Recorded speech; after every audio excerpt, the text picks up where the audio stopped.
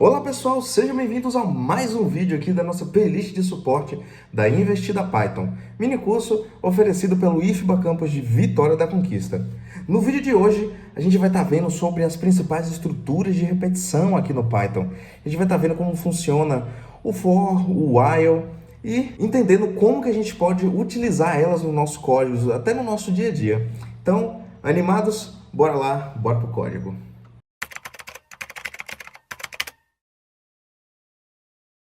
Bom, pessoal, para a gente estar entendendo aqui o que são as estruturas de repetição, primeiro a gente tem que estar pensando no que é um loop, certo? Estrutura de repetição não é nada mais nada menos do que um loop. Deixa eu só terminar de criar aqui, ó. Vou botar só letra minúscula, né? Repetição. .py. Pronto.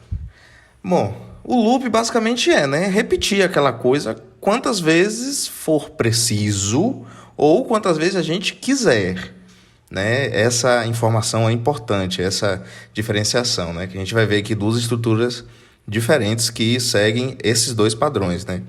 Aí as estruturas de repetição entram para resolver justamente esse problema, quando a gente precisa repetir uma coisa várias vezes. Por exemplo, se a gente quiser escrever aqui print, olá mundo. Se a gente quiser isso aqui 10 vezes, escrever isso aqui 10 vezes, a gente vai ter que digitar. Eu vou copiar e colar, porque não dá para ficar digitando, né? Tomar muito tempo 10 vezes. Vou copiar e colar 10 vezes. Aqui, certo? Imagina se a gente erra uma palavrinha. Se eu colocar aqui, sei lá, uma palavra aleatória e eu propagar esse erro, né? Ctrl Z para aí. E propagar esse erro. Eita, vou voltar aqui. Né? 10 vezes, como é o que a gente quer. Imagina aí vai ter que voltar apagando tudo para consertar isso aqui. Cara, imagina num código. E se eu tivesse que imprimir 1 milhão de prints, né? Cara, ficaria muito inviável ter que sair consertando tudo e voltando e tal e tal. Então, para isso que vem as estruturas de repetição, certo? A primeira estrutura de repetição que a gente vai estar vendo aqui é a estrutura while. Deixa eu digitar aqui, while. Como essa estrutura funciona? Ela roda enquanto uma condição ela for verdadeira, certo? Ele vai testar, aí o while entra naquilo lá que eu falei, ele vai testar primeiro a condição no começo de cada vez que ele rodar, de cada iteração que fala, né? De cada vez que o while for rodar. E ele vai continuar repetindo isso até que aquela condição fique falsa, certo? Que represente um valor falso. Então, vamos fazer aqui, ó, para o while, vamos criar uma variável chamada contador, certo? Esse contador vai ter o valor 5. O while, ele funciona da seguinte forma. Traduzindo aqui para o português, o while é enquanto. Então, a gente lê assim. Enquanto contador. Na verdade, vamos colocar contador como 1, na verdade, né? Vamos colocar assim, é mais correto. Enquanto o contador for menor que 5, uma coisa vai acontecer. E essa coisa, no nosso caso, seria imprimir olá mundo, certo? Se a gente for rodar, vou até subir aqui o terminal para vocês verem. Olha só que coisa interessante. Deixa ele rodar aqui e olha só o tanto de olá mundo que ele rodou aqui. Cara, isso aqui tem muito mais de 5 aqui, né? Por que isso aconteceu? Porque o while, as estruturas de repetição, na verdade, no geral, elas precisam de uma coisinha extremamente importante chamada de condição de parada. Qual é a condição de parada aqui do while? É quando o contador for igual a 5. Beleza? Enquanto ele for menor do que 5, ele vai rodar. Mas, por que ele continuou indefinidamente? Porque a gente não fez acontecer a condição de parada. Como que a gente faz acontecer a condição de parada? Fazendo o contador virar 5, certo? É só vir aqui e botar contador igual a 5. Se a gente colocar isso aqui, olha só o que vai acontecer. Ele vai imprimir o Olá Mundo corretamente, só que ele vai imprimir uma vez. Por quê? Ele foi, imprimiu, ele entrou aqui, contador é menor que 5? Sim, aqui é 1. Contador, ele vai imprimir o Olá Mundo, vai atribuir o contador a 5, vai voltar aqui para cima, e vai ver, contador é menor que 5? O contador agora valendo 5. Não, ele não é menor que 5. Então ele vai sair. Mas a gente quer que isso seja repetido 5 vezes. Então a gente não tem que atribuir o valor para a variável contador. A gente tem que fazer ela adicionar de 1 em 1 cada vez que o while rodar. Certo? Para a gente fazer isso, a gente pode fazer o seguinte, né? Colocar aqui o nosso sinal de atribuição, colocar contador. Olha só que coisa interessante, a gente inclusive pode atribuir essa variável a ela mesma, né? A gente pode fazer contador mais 1. Certo? Por quê? Vamos ler aqui para a gente entender. Contador está recebendo 1. Enquanto o contador for menor do que 5, imprima Olá Mundo. Depois que imprimir Olá Mundo, contador vai receber o valor de que está em contador, que no nosso caso é 1, mais 1. Certo? 1 mais 1, 2. Contador agora vai passar a ser 2. Aí ele volta lá para cima. Contador é menor do que 5...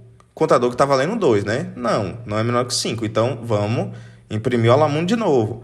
Aí ele vai pegar 2, a variável contador, ele vai atribuir o valor 2 mais 1. 2 mais 1, 3. Aí vai fazer toda essa iteração até chegar no valor 5, né? Quando chegar no 5, ele vai sair. Então, fazendo isso aqui, olha só, ele já imprimiu aqui 4 vezes, certo?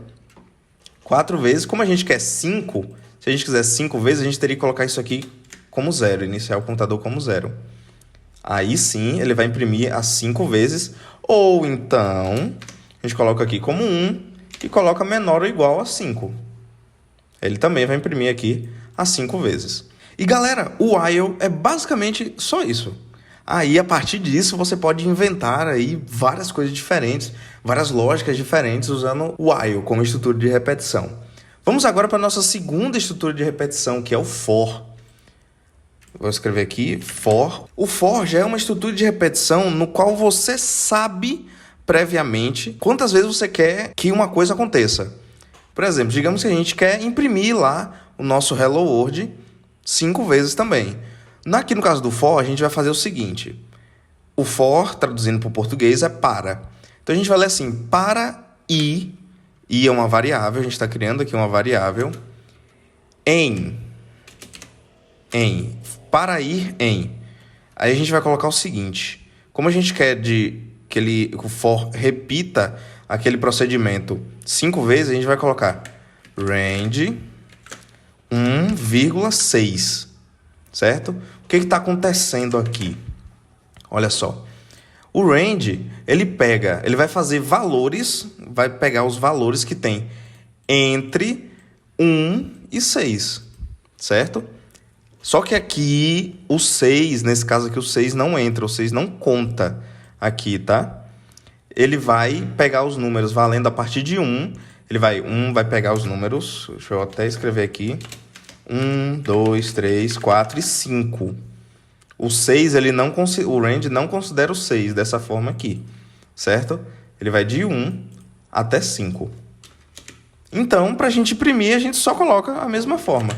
Print, vamos botar aqui nosso querido Olá Mundo. Pronto. Então, isso aqui já está funcionando. Ele já vai imprimir 5 vezes o Olá Mundo. Deixa eu excluir o que está aqui, executar. E olha só, imprimiu as 5 vezes. Vamos fazer um outro exemplozinho aqui, usando for e uma estrutura de dados. A gente vai ter o próximo vídeo usando as estruturas de dados, mas só para dar um gostinho aqui de como funciona.